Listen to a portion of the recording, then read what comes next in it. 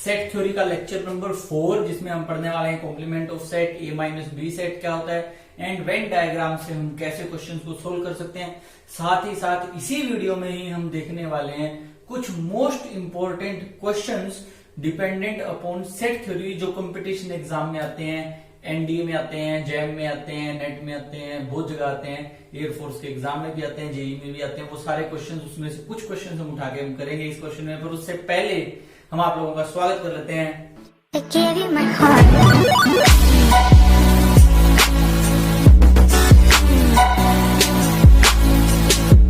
Hello दोस्तों, कैसे आप सब लोग? आशा करता हूँ कि आप सब बहुत बढ़िया होंगे। मैं हूं हेमंत मैं तो, और आप देख रहे हैं मेरे साथ आपका अपना YouTube channel alpha beta talks. चलिए वीडियो शुरू करते हैं। ओके गाइस, सो अपनी वीडियो का जो पहला टॉपिक मैंने लिखा हुआ है यहाँ पे, आप लोग अपने बोर्ड पे देख सकते हैं, कॉम्प्लीमेंट ऑफ सेट। कॉम्प्लीमेंट का मतलब क्या होता है? उसे छोड़कर।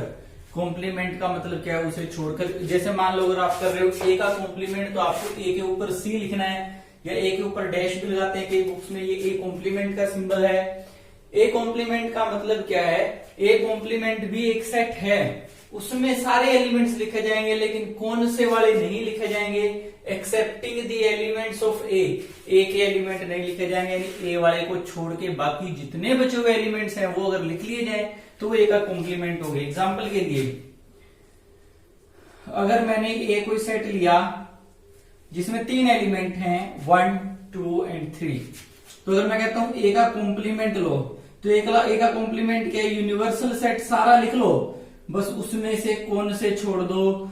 ए वाले छोड़ दो, यानी यूनिवर्सल में से कौन से सेट के एलिमेंट माइनस कर दो? ए के। इससे अपनी दूसरी डेफिनेशन भी फॉलो हो जाएगी। यूनिवर्सल सेट कौन सा लेना है? जो ए को बनाने में काम आ रहा था। ए के अंदर देखा मैंने नेचुरल नंबर से बन रहा है, तो ए का यूनिवर्सल में किसको कह सकता हूं? नेचुरल को। तो ए का कॉम्प्लीमेंट क्या होगा? नेचुरल में से किसको छोड़ दो? ए को। यानी नेचुरल में से कौन से एलिमेंट छोड़ दीजिए? 1, 2, 3। यानी कि नेचुरल में से, नेचुरल कौन कौन से होते हैं? 1, 2, 3 ये शुरू होते हैं, लेकिन 1 भी लेना, 2 भी नहीं लेना, 3 भी नहीं लेना। तो कहां से शुरू करें? ये जो सेट होगा शुरू होगा 4 से, 5 से, 6 से, 7 से, सारे हैं ये। इसमें कौन से एलिमेंट नहीं आए? इसमें ए वाले एलिमेंट नहीं आए, तो इसीलिए इस सेट को बोला गया ए का कॉम्प्लीमेंट। यानी कि अगर ए के कॉम्प्लीमेंट की बात करें तो उसे लिख सकते हैं यूनिवर्सल सेट, जिसमें से ए निकला था उसमें से कौन से एलिमेंट छोड़ दो? ए के ही एलिमेंट छोड़ दो, वो आपका क्या होगा? वो आपका होगा ए का कॉम्प्लीमेंट, राइट। यानी किसी गिवन सेट में से अगर किसी सेट के एलिमेंट छोड़ने हैं तो उस सेट को उस सेट में से माइनस कर दो। जैसे यूनिवर्सल में से किसके एलिमेंट छोड़ने थे? यूनिवर्सल में से ए के एलिमेंट छोड़ने थे, तो मैंने क्या कर दिया? यूनिवर्सल में से ए को माइनस कर दिया। यहीं से अपनी दूसरी डेफिनेशन फॉलो कर गई। The set A minus B, the set of all elements of A. जैसे u माइनस ए का मतलब क्या है? u के सारे एलिमेंट लो, लेकिन कौन से वाले छोड़ दो? ए वाले। तो a माइनस बी क्या है? ए के सारे एलिमेंट लो, लेकिन कौन से वाले छोड़ दो? बी वाले। The set of all elements of A other than elements of B, B के एलिमेंट्स को छोड़ के बाकी जितने भी एलिमेंट्स आप लिख लें। जैसे मैं यहां पे रफ कर लेता हूं इसको, फिर आपको बताता हूं एग्जाम्पल से ही। स्क्रीनशॉट ले लीजिए, कितने वीडियो रुक जाती है बीच में, आपको पता है, पॉज करके।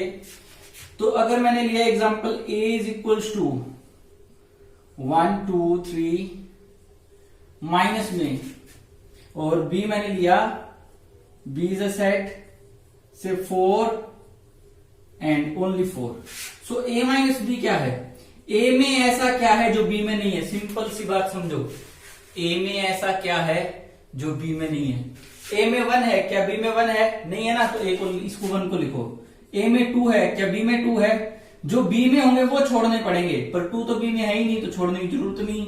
3 b में है नहीं, छोड़ने की जरूरत नहीं। अगर अब एग्जाम्पल के लिए इसमें 4 और ले लेता तो 4 तो b में था और हमें a में से b वाले छोड़ने हैं, और क्योंकि 4 b में है तो हम 4 को ना लिख पाते।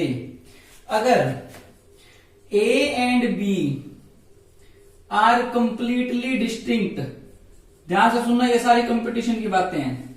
आर कंप्लीटली डिस्टिंक्ट, बिल्कुल अलग अलग हैं, तो a माइनस बी वापिस से a के ही इक्वल आएगा एंड b माइनस a वापिस से b के ही इक्वल आएगा। चेक कर लेते हैं कैसे। अगर a मैंने लिया 1 2 और b मैंने लिया 3, तो दोनों बिल्कुल अलग अलग हैं।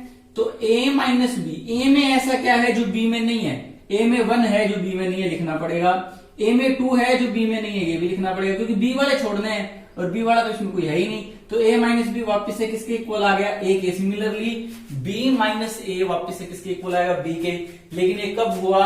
जब a एंड b कंप्लीटली क्या थे? डिस्टिंक्ट। डिस्टिंक्ट थे तो अलग अलग थे, अलग अलग थे तो दोनों में कुछ कॉमन नहीं था। और जब किसी भी दो सेट में कुछ भी कॉमन ना हो तो उनकी इंटरसेक्शन में कितने एलिमेंट होते हैं? 0, यानी सिर्फ और सिर्फ क्या होती है? खाली जगह। और उनकी इंटरसेक्शन में कुछ तो किसकी आती है? फाई के। फाई क्या है? Empty set. तो इंटरसेक्शन फाई आ जाए तो भी समझ जाना कौन से सेट हैं? Disjoint set, right. अब अगर a और b बिल्कुल सेम हो जाए, a और b क्या हो जाए? बिल्कुल सेम। जैसे मैंने बोला a is equals to 1 2 and b is also equals to 1 2, तो a माइनस b क्या है? अगर बिल्कुल सेम है तो 1 a में भी है 1 b में भी है, छोड़ना पड़ेगा, नहीं लिख सकते। 2 a में भी है 2 b में भी है, छोड़ना पड़ेगा क्योंकि b वाले छोड़ने हैं, तो कुछ बचा ही नहीं लिखने वाला। कुछ नहीं बचा तो कैसा सेट बना? बिल्कुल खाली सेट। यानी बिल्कुल सेम होंगे तो फाई आएगा, बिल्कुल अलग होंगे तो जिसमें से माइनस कर रहे हैं वो आंसर आएगा। ए में से माइनस कर रहे हैं तो ए आंसर आएगा, बी में से माइनस कर रहे हैं तो बी आंसर आएगा। ऐसा कब आंसर आएगा? जब कंप्लीटली डिस्टिंक्ट होंगे। और आंसर फाई कब आएगा? जब दोनों बिल्कुल सेम होंगे। समझ आया कुछ? ओके। डिस्टिंक्ट सेट, जिन्हें हम डिसजॉइंट सेट भी बोल रहे हैं। डिसजॉइंट जब बोलते हैं तो बात तो वही है, दोनों में कॉमन कुछ भी नहीं है। कॉमन कुछ नहीं है तो अलग अलग है, बिल्कुल अलग अलग है, तो वो डिसजॉइंट सेट भी बोला जाता है। हमने ये सब कुछ पढ़ लिया ना। अब हम बात करते हैं वेन डायग्राम की। आप अब स्क्रीनशॉट ले सकते हैं, मैं बोर्ड से हट गया हूं। अगर आप लोगों को स्क्रीनशॉट लेना है तो आप स्क्रीनशॉट ले सकते हैं। ओके, चलिए अब पढ़ते हैं वेन डायग्राम। तो किसी सेट को दिखाना किसी डायग्राम की हेल्प से, उसे बोलते हैं वेन डायग्राम। और ये वेन डायग्राम है क्या? ये एक्चुअली 3 पोस्टुलेट पे डिपेंडेंट है। हम इसके ऊपर अच्छे से पढ़ लेते हैं। वेन डायग्राम 3 पोस्टुलेट्स पे डिपेंड है और वो पोस्टुलेट्स कौन कौन से हैं वो भी पढ़ेंगे हम।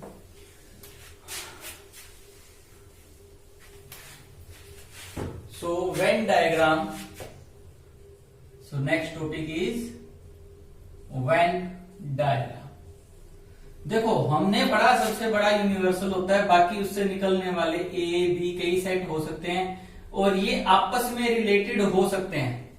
एक ही यूनिवर्सल सेट से निकलने वाले कई सेट हो सकते हैं ए बी सी, और ये आपस में रिलेटेड हो सकते हैं। कैसे हो सकते हैं? कि हो सकता है ए सबसेट हो बी का, बी सबसेट हो सी का, ये ऐसा हो सकता है ए सुपरसेट हो बी का और बी सुपरसेट हो सी का। बहुत सारे रिलेशन हो सकते हैं। मतलब सबसे बड़ा ये हो सकता है, उससे छोटा ये, उससे छोटा ये, या ये सबसे बड़ा उससे छोटा, फिर ये, बहुत सारे रिलेशन हो सकते हैं। लेकिन एक चीज कॉमन ले ली मैंने यहाँ पे, सभी का यूनिवर्सल सेट एक ही है, राइट। सभी का यूनिवर्सल सेट क्या है? एक। तो यूनिवर्सल सेट को आपने एक रेक्टेंगुलर राउंड एजिस के रेक्टेंगुलर से लिखना है, इस तरह से, राउंड एजिस के रेक्टेंगल से। ये आपका यूनिवर्सल सेट हो गया। मतलब इसमें आपका ए भी पड़ा है, बी भी पड़ा है। तो आप तीनों सेट को यहां ऐसे गोले से दिखाएंगे। ए, ये आपका सेट बी, ये आपका सेट सी। पहले मैं आपको सिर्फ 2 सेट लेके दिखा रहा हूं ताकि एक बार 2 का कॉन्सेप्ट समझ आ जाए, फिर हम थर्ड को इंक्लूड करेंगे। रफ कर देते हैं इसको।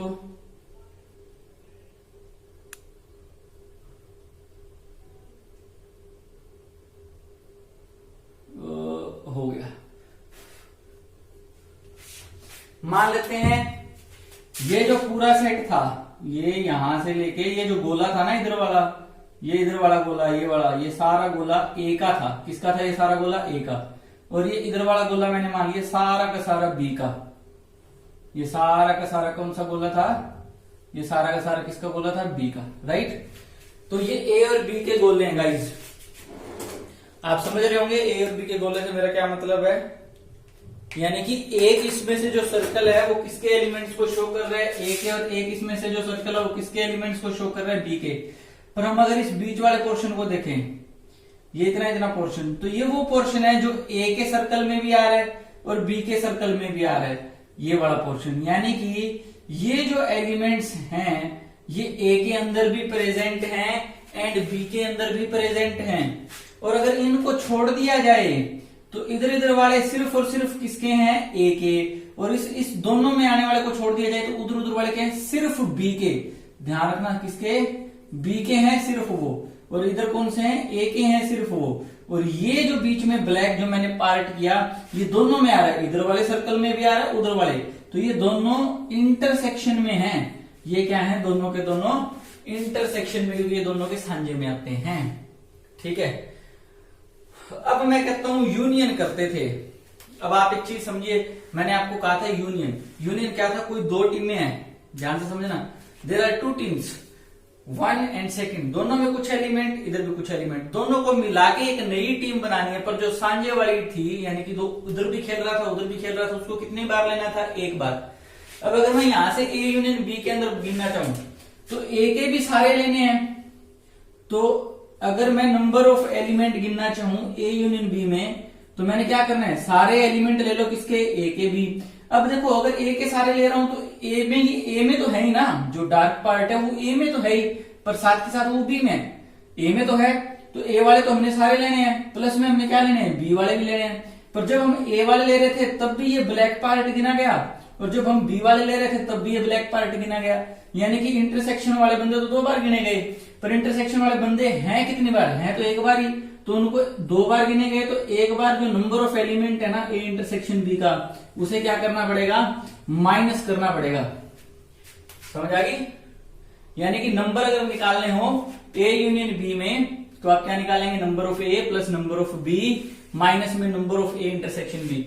और मैं अगर कहूं कि आप सिर्फ ए में बताओ कितने मेंबर हैं, सिर्फ नंबर ऑफ ए, तो आप क्या करेंगे, टोटल नंबर ऑफ ए देख लेंगे, यानी कि यहां से लेके यहां तक देख लेंगे, और उसमें से कौन से माइनस कर देंगे, इंटरसेक्शन वाले, क्योंकि ए में कुछ बंदे ऐसे हैं जो उसमें भी खेलते हैं, दूसरी टीम में भी, पर हमने वो देखने हैं जो सिर्फ ए में खेलते हैं। जैसे एक सिंपल सी बात समझिए, दो टीमें हैं, हर टीम में 5 मेंबर है, लेकिन एक छठा मेंबर है। छठा मेंबर क्या कर रहा है, वो ए में भी खेल रहा है, बी में भी खेल रहा हूं। मैं कहता हूं अब ये बताओ ए में कौन खेलता है, तो आप कहते हो ए में तो 6 के 6 खेलते हैं, क्योंकि वो ए में भी तो खेलता है। फिर मैं पूछता हूं सिर्फ ए में कौन खेलता है, दोनों बातों में डिफरेंस। हर टीम के पास खुद के 5 प्लेयर, एक प्लेयर साझा प्लेयर, वो क्या करता है, वो ए टीम में भी खेलता है, वो क्या करता है, वो बी टीम में भी खेलता है। माई क्वेश्चन इज व्हाट, ए में कौन खेलते हैं, तो आपने यहां पे 5 नहीं बताने, मैंने पूछा ए में कौन खेलते हैं, तो 5 तो वो खेलते हैं, और एक जो साझा वो भी तो ए में ही खेलता है, वो बी में खेलता है वो अलग बात है, ए में तो खेलता है। तो ए में कौन खेलता है, 6 बच्चे। अब मैं पूछ रहा हूं सिर्फ ए में कौन खेलता है, ओनली इन ए, तो ए में टोटल कितने खेल रहे थे, 6, उसमें से सांझे को हटा दो, यानी कि इंटरसेक्शन को माइनस कर दो, वो कौन सा आ जाएगा, सिर्फ ए में खेलने वाले। तो अगर सिर्फ नंबर ऑफ ए निकालना है तो नंबर ऑफ ए माइनस में नंबर ऑफ ए इंटरसेक्शन भी, ये तो है टोटल ए में खेलने वाले, उसमें से इनमें से वो माइनस कर दो जो सांझे में भी खेल रहे हैं। इसी तरह से अगर सिर्फ हम बात करें नंबर ऑफ बी की, सिर्फ जो बी टीम में खेल रहे हैं तो उसमें भी क्या करना पड़ेगा, सांझे वाले को छोड़ना पड़ेगा ना। तो ये आपके पास मैंने 3 फॉर्मूले बना दिए वेन डायग्राम से, जो हम क्वेश्चन को सोल्व करने के यूज कर सकते हैं। आप इनका भी स्क्रीनशॉट ले सकते हैं, और ये आपके पास वेन डायग्राम का बेसिक आइडिया आ गया। अब अगर मैं इसको देखूं तो ये जो जाली वाला पोर्शन है, डार्क वाले पोर्शन को छोड़ के ए का जो पोर्शन है वो सिर्फ ए का है। अगर मैं इस डार्क के साथ इधर वाला भी ले रहा हूं तो वो कंप्लीट ए का है, यहां से लेके यहां तक तो ये कंप्लीट ए है। और अगर मैं यहां से ये इधर इधर वाला पार्ट ले रहा हूं, यानी कि मैंने ये छोड़ दिया, उधर वाला काला पार्ट छोड़ दिया, तो वो किसका है, वो सिर्फ ए का। और अगर मैं यहां से लेके यहां तक ये ले रहा हूं तो ये टोटल बी का है। लेकिन अगर मैं काले वाले पार्ट को माइनस कर देता हूं, यानी इसको छोड़ देता हूं, तो वो किसका है, वो सिर्फ बी का है। ये समझ रहे हो ना। अब इसमें 3 सेट भी आ सकते हैं वेन डायग्राम में। मान लीजिए ये यूनिवर्सल सेट है, थोड़ा बड़ा बनाते हैं ताकि अच्छे से समझ आए। मैं इसको रफ कर रहा हूं, ये फॉर्मूला को आप इनको एक बार स्क्रीनशॉट ले लें और फिर आप इसको अच्छे से देख लेना।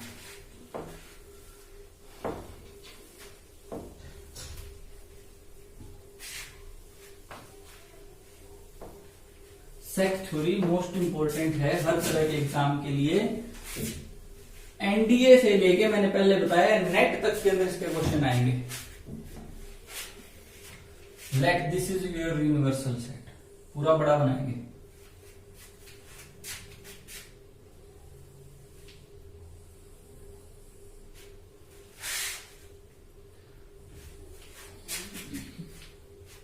अरे वाह, बड़ा सही बना है। चलो ये आपका कौन सा सेट है? यूनिवर्सल सेट, जिसमें सारे सेट पड़े हैं। मैं यहां बना रहा हूं ए सेट, वाह। यहां बना रहा हूं बी सेट, ठीक है, और यहां बना रहा हूं मैं सी सेट, ओके। और इस सेट को मैंने क्या नाम दिया? ए। इस सेट को मैंने क्या नाम दिया? बी। इस सेट को क्या नाम दिया मैंने? सी। अब मेरे को ये बात बताओ, बी का एरिया कौन सा? बी का एरिया ये है ना, ये सारे एलिमेंट किस में भी आते हैं? जो इस घेरे में ना, वो सारे एलिमेंट किसके भी हैं? बी के भी हैं। अब यहां ये देखो, ये घेरा देखो, ये बी वाली लाइन में भी आ गया। ध्यान से देखो इस घेरे को, ये बीच में एक ट्रायंगल सी बनी, ये घेरा देखो। अगर मैं ए वाले की बात करता हूं तो ए वाला ये है, तो यानी ये घेरा ए की लाइन में भी आ गया। अगर मैं सी वाले की बात करता हूं तो सी वाला ये, तो ये सी वाली लाइन में भी आ गया। यानी कि ये जो घेरा है, ये वो एलिमेंट्स को रखता है जो ए में भी हैं, जो बी में भी हैं और जो सी में भी है। मैं इसको पूरा ही डार्क कर देता हूं। पूरा डार्क का मतलब ही ये है कि ये एरिया पूर्ण रूप से भरा हुआ है। इसमें वो सारे प्लेयर हैं जो बहुत महान है। वो बहुत महान प्लेयर इसलिए क्योंकि वो तीनों टीमों में खेल रहे हैं, तीनों सेट की तरफ से हैं। वो ए सेट में भी हैं, बी में भी हैं और वो किस में भी हैं? सी में भी हैं। और ऐसे सेट को हम क्या बोलते हैं? ए इंटरसेक्शन बी, एंड इसमें तो तीसरा भी है, तो यानी इसमें कितने सेट की इंटरसेक्शन पड़ी है? इसमें पड़ी है 3 सेट की, ठीक है। और मैं इसको यहां लिख रहा हूं, ये आपका है A intersection B intersection C, right. ये सबसे साझे है। अब मेरे को ये बताओ, ये घेरा किसका चल रहा है? ये चल रहा है बी का। ये घेरा किसका? ये तो सी का है। तो अगर मैं इस काले घेरे को छोड़ दूं पर इसको लूं, इधर इधर वाले को, ये मेरे पास किसका है? ये मेरे पास सी का। ये सी का है ना, इधर इधर वाला। ये एलिमेंट्स जो हैं, जो इधर इधर वाले हैं, डार्क वाले नहीं, डार्क वाले तो तीनों में, इधर इधर वाले हैं, वो किस किस के घेरे में फंसे हुए हैं? वो फंसे हुए हैं सी के घेरे में और इसके घेरे में, यानी बी के और सी में। तो ये वो एलिमेंट है जो सामने है, किसमें? बी और सी में। तो ये किसके इंटरसेक्शन के एलिमेंट है? बी इंटरसेक्शन सी में। ये सिर्फ बी इंटरसेक्शन सी वाले हैं। ये वो हैं जो A intersection B intersection C में भी हैं। अगर मैं आपको पूछूं total element in B intersection C, total element in B intersection C, तो आपको ये बताना है बी इंटरसेक्शन सी में टोटल कितने हैं। तो क्या ये वाले जो डार्क एलिमेंट है वो बी और इंटरसेक्शन सी में नहीं है? वो भी ऑफकोर्स बी सी में तो है, क्योंकि ये घेरा अगर पूरा पड़ा जाए, पूरा अगर ये घेरा बनाए तो ये बी और सी की बाउंड्री से भी तो इनक्लोज होता है।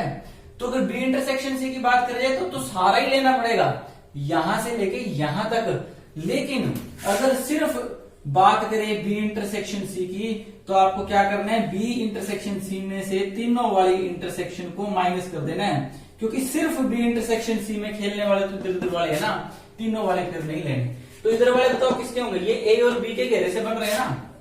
तो अगर इस डार्क वाले पार्ट से इधर इधर देखूं तो ये है सिर्फ ए इंटरसेक्शन बी, और अगर टोटल ए इंटरसेक्शन बी देखना होगा तो इस घेरे को यहां से लेके यहां तक पढ़ना पड़ेगा, क्योंकि ये घेरा फिर पूरा चलेगा।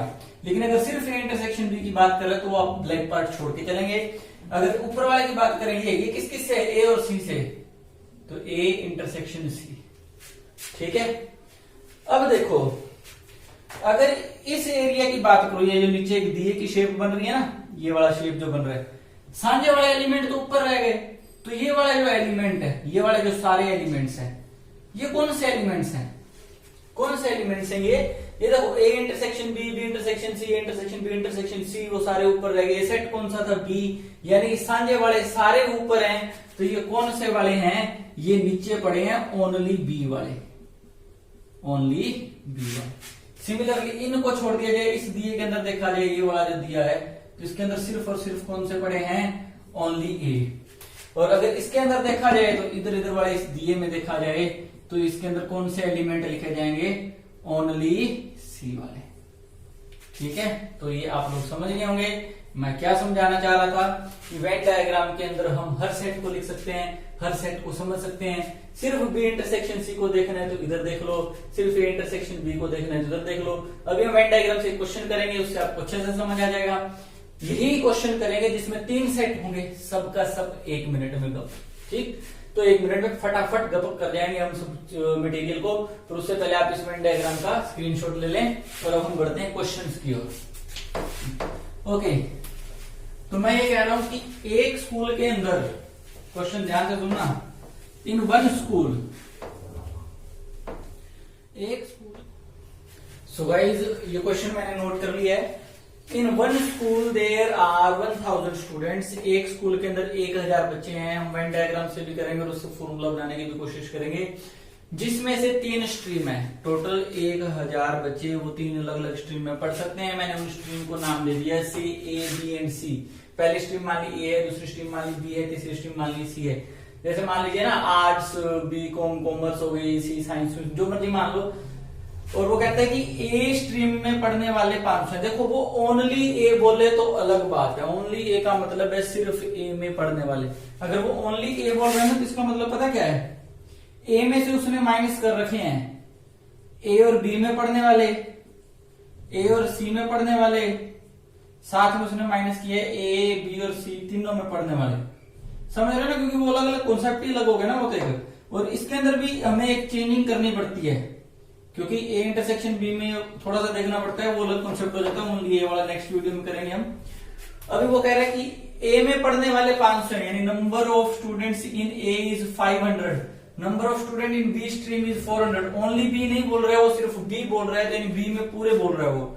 Number of students in C stream is 130, number of students in A intersection B, यानी कि ऐसे स्टूडेंट जो ए स्ट्रीम को भी फॉलो कर रहे हैं, बी को भी फॉलो कर रहे हैं, वो 15 हैं। ऐसे स्टूडेंट जो बी और सी स्ट्रीम को फॉलो कर रहे हैं वो 12 हैं। ऐसे स्टूडेंट जो ए और सी स्ट्रीम को फॉलो कर रहे हैं वो 13 हैं। ऐसे स्टूडेंट जो ए, बी और सी तीनों स्ट्रीम को फॉलो कर रहे हैं वो कितने हैं, वो आपके पास 10 हैं। ठीक है, वो कितने हैं आपके पास 10 है। वो कहते हैं आप इसका वेन डायग्राम बनाएं और मेरे को ये बताएं ओनली ए में कितने हैं। ध्यान से सुनना, ओनली ए में कितने हैं ये बताएं, ओनली बी में कितने हैं ये बताएं, ओनली ए इंटरसेक्शन बी में कितने हैं, ओनली बी इंटरसेक्शन सी में कितने हैं, एंड ए माइनस, चलो इसको छोड़ो, ये 4 पार्ट करते हैं पहले, 1 2 3 4, 1 2 3 4। तो पहले वेन डायग्राम बनाते हैं। तो वेन डायग्राम सबसे पहले यूनिवर्सल यहाँ पे नेचुरल का गिनती है ना, 500 स्टूडेंट 1 2 3 तो नेचुरल लिखते हो। ये पहला सेट ए, दूसरा सेट बी, तीसरा सेट सी। अब हम एलिमेंट बढ़ते जाते हैं। देखो ये होता है A intersection B intersection C, पता होगा क्योंकि वो तीनों के अंदर आ गए, तीनों के अंदर आ गए। यहाँ पे कितने दे रखे थे उसने, वो कर लेते हैं हम, कितने दे रखे थे जो तीनों में है, तीनों में होने वाले कितने थे 10। इसको थोड़ा सा बड़ा बना लेते हैं, ए बी एंड सी। ठीक है, तो यहां पे कितने स्टूडेंट है 10। ओके, समझ आ गई बात। ओके, टोटल ए में कितने हैं, इस टोटल ए में कितने हैं, number of A in students in A वो 500 हैं। इसको मैंने ए बोल दिया, इसको मैंने बी बोल दिया। बी में टोटल कितने हैं 400 हैं। सी में स्टूडेंट कितने टोटल 130 हैं। ओके, ये वाला पोर्शन देखते हैं, यहां से लेके यहां तक ये कौन कौन से चक्कर से गिरे हैं। एक तो इस चक्कर से गिरे हैं, एक इस चक्कर से गिरे हैं। ठीक है, तो कितने चक्कर हो गए, ये 2 चक्कर। किस किस के, एक तो है उधर वाले का, उधर वाला कौन है सी, और इधर वाला कौन है बी। तो ये बी और सी में गिरा हुआ चक्कर है। ये टोटल चक्कर किस में गिरा हुआ है, बी और सी में। और बी और सी में पढ़ने वाले उसने कितने बोले थे 12। बी और सी में पढ़ने वाले कितने थे टोटल 12, यानी इस टोटल में कितने थे 12, लेकिन 12 में से 10 तो यहाँ पढ़े हैं ना, जो तीनों में भी पढ़ रहे हैं। तो यहाँ पे कितने बचे 2, समझ गए, क्योंकि बी और सी के पूरे खाने में 12 हैं, और बी और सी के पूरे खाने में ये खाना भी तो अलग पड़ा ही है, उसी खाने में तो है, और उस खाने में कितने 10, तो पीछे कितने बचे 2। इधर आते हैं, ये खाना किस किस से भरा हुआ है, ए और बी से। तो ए और बी में टोटल कितने हैं, ए एंड बी में कितने हैं, 15। 15 में से 10 तो उधर पड़े हैं, तो इधर कितने बचे, 15। अब ये समझ रहे हो ये कौन से वाले हैं, ये तो थे जो तीनों में थे, ये थे जो पूरे बी इंटरसेक्शन सी में थे 12। तो ये कौन से जो सिर्फ बी और सी को पढ़ रहे हैं, यानी ओनली बी इंटरसेक्शन सी। कितने हैं उसके, 2 डायरेक्ट आंसर। ओके, ये देखते हैं ये कौन सा होगा फिर इस हिसाब से, ओनली ए इंटरसेक्शन सी। पर पहले देखो टोटल कितने ए और सी में, ए और सी में टोटल कितने, 13। 13 में से 10 तो यहां पड़े हैं ना, 10 यहां पड़े, तो ऊपर कितने बचे, 3। तो ए और सी में अगर वो पूछता ओनली ए इंटरसेक्शन सी, तो कितने पड़े हैं उसमें, उसमें पड़े आपके पास 3। अब देखो 500 में से, ध्यान दो कितने, 500 टोटल थे, 500 में से सिर्फ ए वाले, क्या ये सिर्फ ए में है, नहीं ये ए और सी में है। क्या सिर्फ ए में है, नहीं ये ए बी और सी तीनों में है। क्या ये 5 सिर्फ ए में है, नहीं ये भी किस में है, ये ए और बी दोनों में है। तो सिर्फ ए में कौन से हैं, जो ऊपर वाले हैं। तो ऊपर वाले टोटल कितने थे ए में, यहां से लेके पूरे सर्कल में कितने थे, 500। उसमें से कितने छोड़ दो, 5 और 3 8 और 10 18। 500 में से कितने छोड़ दो, 18 छोड़ दो, यानी कि 482। तो सिर्फ ए में कितने हैं, 482। राइट, समझ आ गई बात। ओके, फिर वो पूछता है ओनली इन सी, तो सी में टोटल कितने थे, 130। 130 में से 3 तो ये छोड़ दो, क्योंकि ये सिर्फ सी के नहीं है, ये बाकी में पढ़ते हैं। 3 और 10 13 और 2 15, समझ गए ना, छोड़ने 130 में से 15 छोड़ दो, कितने हैं, 115। तो ओनली सी में कितने हैं, 115। Only in C 115। Okay, next only in B. B में अगर देखें तो बी में टोटल थे 400। 400 में से 5 ले सकते हैं, नहीं ये छोड़ने पड़ेंगे, क्योंकि उस 400 में तो है, पर ये सिर्फ बी के नहीं है, ये ए में भी है, ये ए बी सी तीनों में है, ये 2 सी में भी है। तो 5 15 2 17 छोड़ने पड़ेंगे, 17 छोड़ने पड़ेंगे। तो only in B, only in B का जो आंसर आएगा, 400 में से 17 छोड़ दीजिए। 400 में से अगर 17 छोड़ देते हैं तो आंसर कितना बनेगा, 383। तो ये क्वेश्चन हम ऐसे कर सकते हैं, वेन डायग्राम से, फॉर्मूले से भी कर सकते हैं। फॉर्मूला क्या होता है, फॉर्मूला ये रहेगा 3 के लिए, n A union B union C is equal to n of A plus n of B plus n of C minus n A intersection B and minus n B intersection C and minus n A intersection C and plus n A intersection B intersection C. ये आपकी book में भी मिल जाएगा formula, आप check कर सकते हो। पर questions are very easy to solve with the Venn diagram, and ये मोस्ट इंपोर्टेंट क्वेश्चंस हैं। कंपटीशन एग्जाम में ऐसे क्वेश्चन आते हैं, who are the players playing hockey only. Hockey वाले सेट को जैसे ए मान लो, फुटबॉल वाले को बी मान लो, एंड किसी और को सी मान लो। वो क्वेश्चन पूछते हैं how many players are there playing hockey and football only, यानी ए इंटरसेक्शन बी ओनली। सिर्फ ए और बी के इंटरसेक्शन में बताओ। तो ए और बी के इंटरसेक्शन वैसे तो ये सारी है, लेकिन ये वाले नहीं ले सकते, क्योंकि ये साथ के साथ तीसरा गेम भी खेलते हैं। तो सिर्फ दोनों खेलने वाले ये बचे हुए हैं, कितने, 5। तो ऐसे एक वर्कशीट आपको मिल जाएगी इसी के ये वीडियो के लिंक के डिस्क्रिप्शन में, जिसमें आपको ये ओनली बी ओनली सी वाले क्वेश्चन करने होंगे। एनडीए, एयरफोर्स, आईआईटी, जेएम, बहुत सारे क्वेश्चंस में मोस्ट इंपोर्टेंट क्वेश्चंस हैं ये, आप लोग जरूर करेंगे। I hope you guys like the video, if you do so please like share subscribe, and subscribe share जरूर करें, स्किप ना करें, पूरी देखें। इसी के साथ अलविदा लेते हैं। जय हिंद, खुश रहो, आबाद रहो।